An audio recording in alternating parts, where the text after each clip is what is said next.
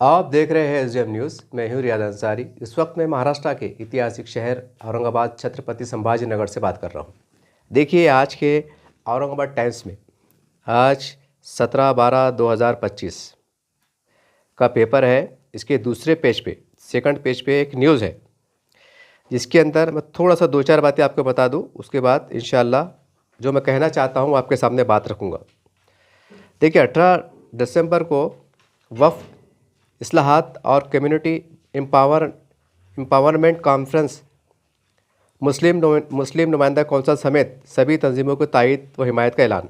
यानी कि इसमें लिखा गया है, औरंगाबाद 16 दिसंबर सिटी रिपोर्टर। 18 दिसंबर 2025 को हुकूमत महाराष्ट्र की जानिब से माइनॉरिटी डे मनाया जाएगा। इस मुनासिबत से औरंगाबाद एजुकेशन एक्सपो आम खास मैदान में 18 दिसंबर 2025 को वफ़ इस्लाहात और कम्युनिटी एम्पावरमेंट कॉन्फ्रेंस तहफ़्फ़ुज़ औक़ाफ़ फोरम रजिस्टर्ड माइंड और ये इस तरह के फाउंडेशन के इश्तिराक से ये प्रोग्राम दिया जा रहा है, जिसके अंदर ख़ास बात यह है, साबिक़ा मरकज़ी वज़ीर अक़लियती उमूर मुख्तार अब्बास नक़वी, महाराष्ट्र अक़लियती वज़ीर मानिकराव कोकाटे, महाराष्ट्र साबिक़ा अक़लियती वज़ीर अब्दुल सत्तार नबी, सेंट्रल वफ़ कौंसिल मेंबर वसीम ख़ान, महाराष्ट्र रियासती वक्फ बोर्ड चेयरमैन ग़ुलाम नबी काजी साहब, वक्फ board deputy CEO Mushir Ahmed, ये वो जो भी है, और उसमें औरंगाबाद के तमाम बड़े बड़े दानिश्वर हजरात, समाजी ज़िम्मेदारान शरीक रहेंगे। ये 18 दिसंबर को 18 दिसंबर को आम खास मैदान में ये जो है तो माइनॉरिटी डे मनाया जा रहा है। तो इसी की मुनासिबत से मैं कुछ बात कहना चाहता हूँ कि देखिए, बहुत अच्छी बात है, मुझे पढ़ के बहुत खुशी भी हुई कि चलो भाई, अब माइनॉरिटी बोले तो क्या, हुकूमत महाराष्ट्र पूरे महाराष्ट्र में माइनॉरिटी डे, इसका मीनिंग ये निकलता है कि अक़लियतों का एक खुसूसी मखसूस दिन, जिसके अंदर अक़लियतों के मसाइल बोलिए, उनकी परेशानियाँ बोलिए, या जो उनके उसके ऊपर गुफ्तगू होगी, या उसके ऊपर कुल अमल तैयार किया जाएगा, या उसके अंदर फिर जो भी बातें हैं जो है तो ख़ासकर माइनॉरिटी के उसके मसाइल पर, उसकी सारी बातों का अहाता किया जाएगा, और उसके ऊपर कुछ आने वाले दिनों में एक लाहेमल तैयार किया जाएगा। उसका मुख्तसर मफ़हूम ये है, जो आज के मतलब 18 दिसंबर को जो मनाया जाने वाला है माइनॉरिटी डे। तो मुझे देख के बड़ी खुशी भी हुई कि चलो, मैं बहुत अच्छी बात है कि दिल्ली से लोग आ रहे, बम्बई से आ रहे, बड़े बड़े ज़िम्मेदार आ रहे, मिनिस्टर साहब आ रहे। लेकिन दूसरी तरफ मुझे ये ख़बर पढ़कर बहुत गम भी हुआ, और मुझे जब ख़बर में पढ़ रहा था तो मुझे अपने आप पे शर्म आई। मुझे ये ख़बर पढ़कर मुझे अपने आप पे शर्म आ गई।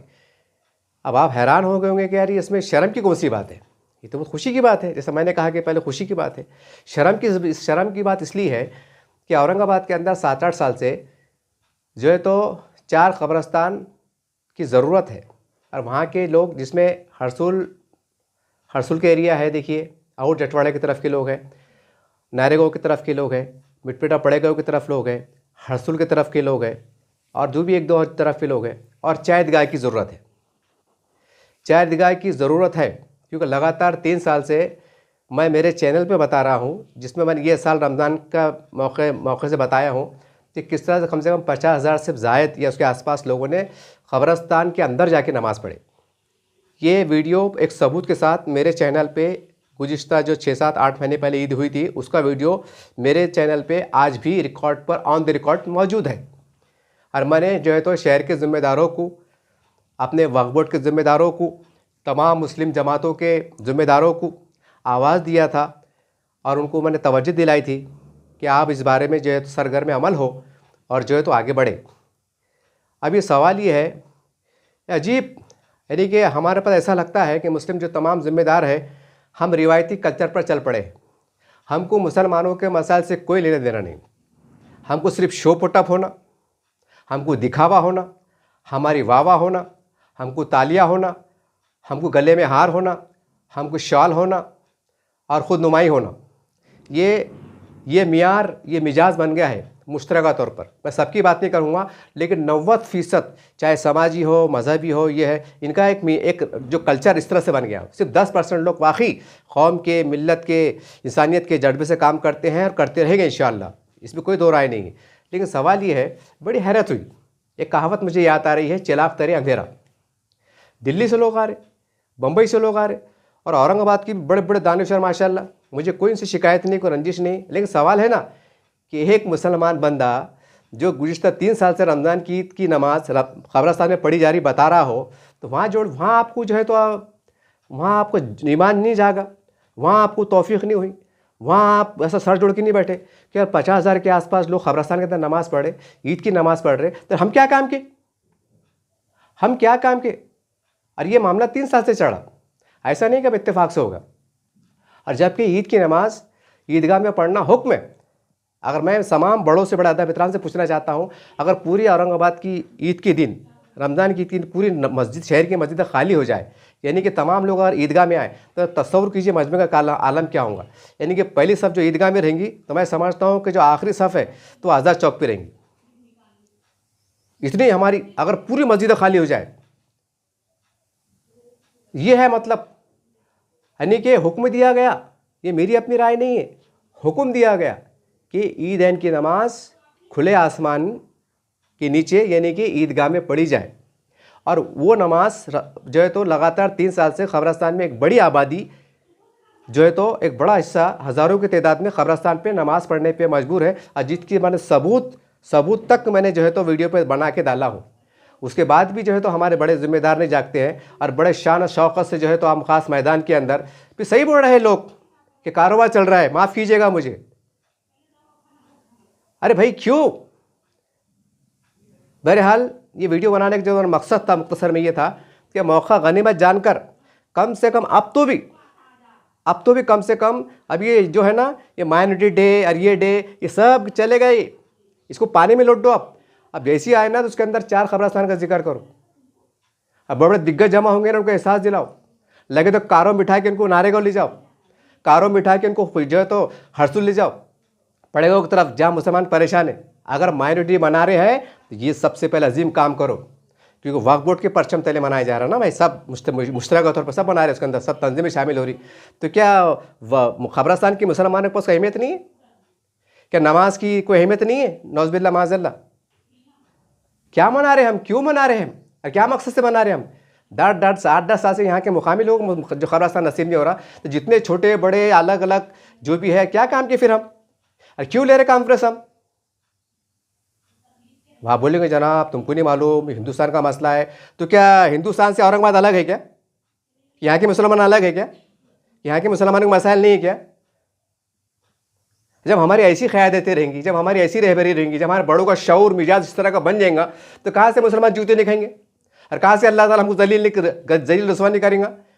मैं लगातार मैं वो मार रहा, मैं चिल्ला रहा कि देखो कब्रिस्तान नमाज हो रही, हज़ारों लोग नमाज़ पढ़ रहे, तो कोई एहसास नहीं हो रहा, कोई एहसास नहीं हो रहा, कोई एहसास नहीं हो रहा। इसलिए कि मैं एक आम बंदा हूँ, इसलिए कि मैं कोई मुस्लिम पर्सनल को मेंबर नहीं हूँ, इसलिए कि मैं कोई बहुत बड़ा आजी माजी मंत्री नहीं हूँ, इसलिए शायद मेरी बात को लब्बैक नहीं कहा जा रहा, मेरी बात सुनी नहीं जा रही।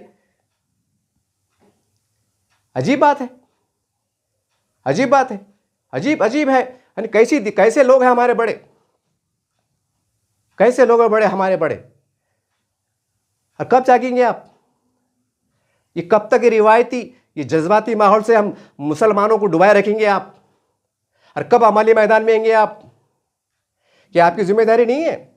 ना तो बोल दो ना, एक प्रेस कॉन्फ्रेंस निकालो, बोलो कि ये हमारी जिम्मेदारी नहीं है, लिहाजा हमसे अपील ना की जाए। कम से कम ये तो बोल दो, कम से कम मुसलमानों की, कम से कम उनकी जो एक भरोसा है, एक आस है, एक आस्था है आपसे कि आप हमारे बड़े हैं, काम करने वाले, कम से कम वो आस्था तो टूट जाएंगी, वो आस्था का भरम तो टूट जाएगा कि नहीं यार ये लोग करने वाले नहीं है, इन्होंने आंख झटक दी है। अब हमको जो है तो कोई चंद्रकांत खैरे साहब के पास जाना पड़ेगा, राव साहब दानवे के पास जाना पड़ेगा, अम्बादास दानवे के पास जाना पड़ेगा, जेसो साहब के पास जाना पड़ेगा, एक नारियल ले आना पड़ेगा, एक भगवा शाल ले आना पड़ेगी, तो हो सकता है हमारा काम हो जाएगा।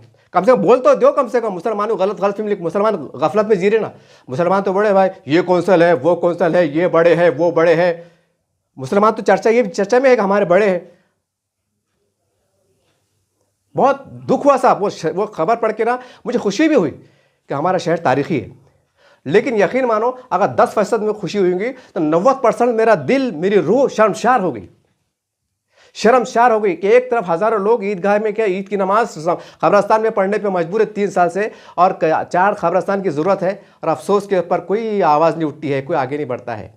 और कल को अगर अल्लाह ना करे, खुदा ना करे, नौज़ुबिल्लाह माज़अल्लाह, सरकार ने अगर सर्कुलर निकाली कि भाई मुसलमानों को हम कब्रिस्तान नहीं देंगे, मुसलमानों को हमारे ऐसे जलाना पड़ेगा, अरे बाप रे, क्या क्या बगार बैठेंगे और क्या अंगार होगी। और बाप, और ये जो मजमे ले रहे ना, ये सवाल ले रहे, प्रोग्राम ले रहे, ये सबसे बड़े आगे दिखेंगे, नारे तकबीर, अल्लाहु अकबर, हमारी शरीयत पे हमला और मुसलमानों पे हमला। ये बम मार रहे मुसलमान, तो इस पर कोई हमला नहीं है, ये मजाक कर रहे, ये मजाक कर, ड्रामेबाज है ये, कि नकली मुसलमान है, कि आप उनको मुसलमान की औलाद नहीं समझते, क्या आप बहुत आला है, क्या है आप, और हमारी इस्लाह तो करो।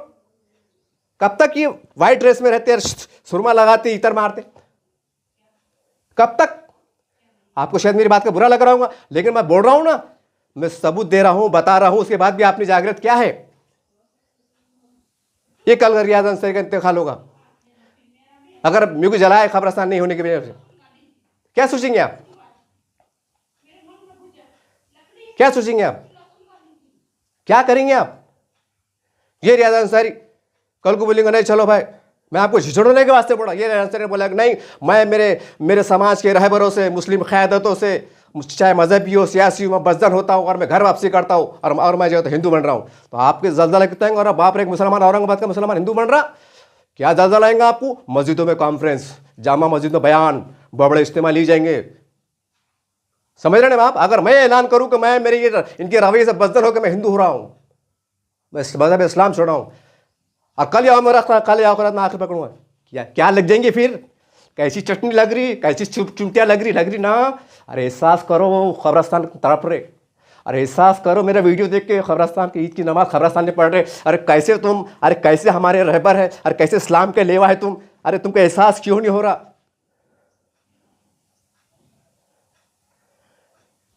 यही दर्द से मैंने आपको आवाज़ दिया हूं, अगर आप हमारे बड़े हैं तो मेरी बात आपको सुनना पड़ेगा, नहीं तो बोल दीजिए हम किसके बड़े नहीं है, हम मुसलमानों के रहबर नहीं है। चले जाएंगे हम खैरे साहब के पास, हाथ जोड़ के नारियल दे के पैर छू के बोलेंगे साहब हमको कब्रिस्तान दे दो, हम करेंगे वो, कम से कम बोल तो दो।